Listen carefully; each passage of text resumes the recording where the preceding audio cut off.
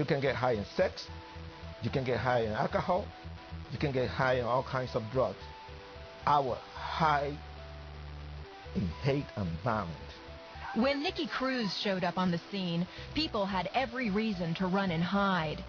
He wasn't just the leader of the renowned Mau Mau's, the toughest gang in New York City.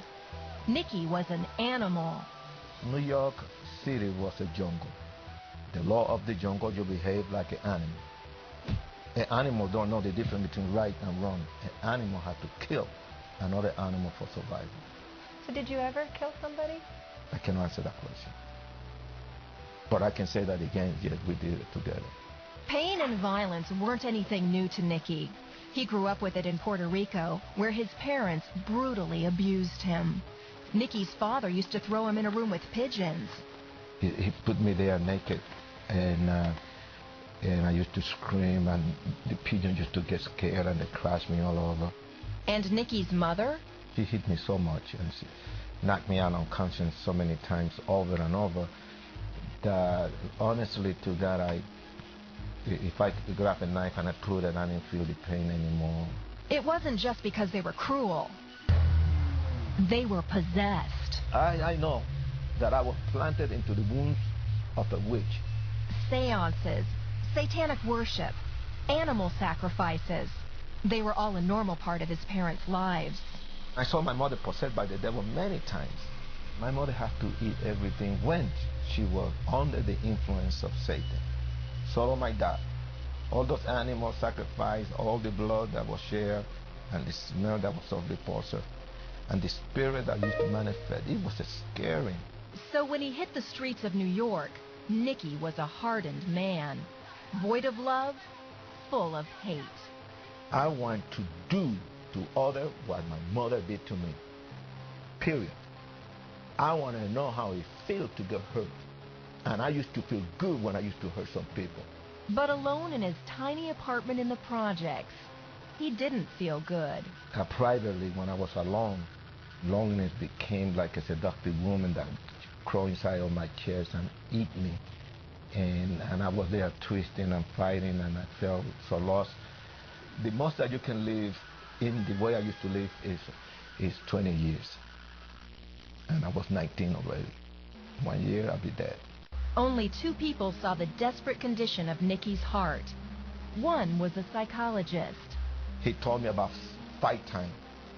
There's a dark side in your life that nobody can penetrate. Nicky, you're walking straight to jail, the electric chair and hell, and there's no hope. The other was a pastor named David Wilkerson. He risked his life to tell Nicky there was hope. I heard this voice, God have the power to change your life, and I start cursing loud. You come near me, I'll kill you. I spit at his face and I hit him. And I told him, I don't believe in what you're saying, and you get out of here. Nicky never expected what he heard Wilkerson say next. You could cut me up into 1,000 pieces and lay them in the street. And every piece will still love you. It did damage good in my brain. And in my heart, I began to question. And for 2 weeks, I could not sleep thinking about love. Nicky and his gang showed up at one of Wilkerson's rallies, and one by one, they gave their lives to Christ. It was the crucifixion, Jesus' death on the cross, that grabbed Nicky. I never heard it. And I fell for him. When he died on that cross, he was a man. Like you. You had the same fears and the same feelings that you have. The little boy began to think about where I was hurt. I was choked up with pain, and my eyes were fighting, and tears began to come down, and more tears, and I was fighting, and then I surrendered, and then I let Jesus hug me, and unless I let my head rest on his chest, I said, okay, I'm sorry, forgive me. And for the first time, I told somebody, I love you. And I told her, I love you, Jesus. The love Nicky got in return radically changed his life. And when I opened my eyes, I got a new heart. I have been born again. I'm a child of the Lord. Nicky left the gang scene. He enrolled in Bible college and met Gloria. The two married and moved back to New York City, where they ran Teen Challenge, a program to help troubled teens. Since then, Nicky has raised 4 girls and traveled all over the world as an evangelist and head of Nicky Cruz Ministries. I am the most happy human being because I have reached thousands or perhaps millions of people that have come to Jesus through my message. But the greatest success of my life, it was when I brought my mother to Jesus and my father and my brother. Nicky chose to forgive his parents, and he asked them to forgive him. Nicky writes about this in his latest book, Soul Obsession.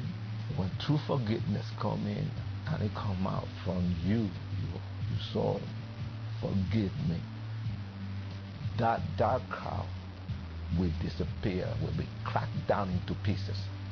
And then you have access straight to the heart of Christ. Once an animal filled with hate, today he's a lover of souls. Now if you met Nicky Cruz on the streets, you probably wouldn't run from him. You'd run to him, and here's what he might say. I say to you that you can turn all of this deep pain and this hurt and this deep rejection and do what I did. Give it to Christ, and you're gonna be more happy with your life.